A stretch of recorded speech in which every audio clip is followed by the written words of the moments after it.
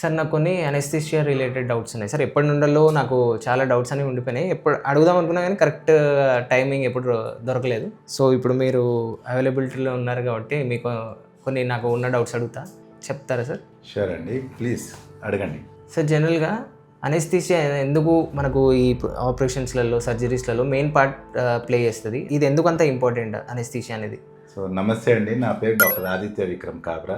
I'm the chief and HOD critical care in anaesthesia at Vijetha hospital. So మన friend అడిగే question చాలా simple but very important. Role of anaesthesia.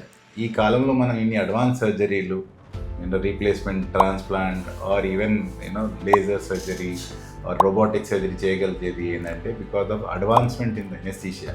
అంతసేపు వరకు మనం ఒక కాంప్లెక్స్ సర్జరీ చేసినప్పుడు మనిషిని మెయింటైన్ చేయడం, మంచి ఆక్సిజన్ని, మంచి బీపీని, హార్ట్ని అన్నిటిని మెయింటైన్ చేయడంని, ఆర్ట్ని, అది కూడా ఇంపార్టెంట్ ఏంటంటే పేషెంట్కి నొప్పి లేకుండా మెయింటైన్ చేయడం. సో ఈ ఆర్ట్ని అనెస్థీషియా అంటారు. సో ఈ అనెస్థీషియా స్టార్ట్ అయ్యేది బిఫోర్ సర్జరీ. బిఫోర్ సర్జరీ పేషెంట్ని చూడడంని ప్రీ అనెస్థీషియా చెకప్ అంటారు. సర్జరీ అయిన తర్వాత పేషెంట్ని మెయింటైన్ చేయాలి. పోస్ట్ ఆప్ అంటే సర్జరీ అయిన తర్వాత పేషెంట్ని రివర్స్ చేసి మళ్ళీ ఒక నార్మల్ స్టేట్కి తీసుకురావడం, దాన్ని ఈ అన్ని ప్రాసెస్లో మోస్ట్ ఇంపార్టెంట్ పేషెంట్కి నొప్పి తెలవకుండా ఉండడం, దాన్ని అనెస్థీషియా అంటారు.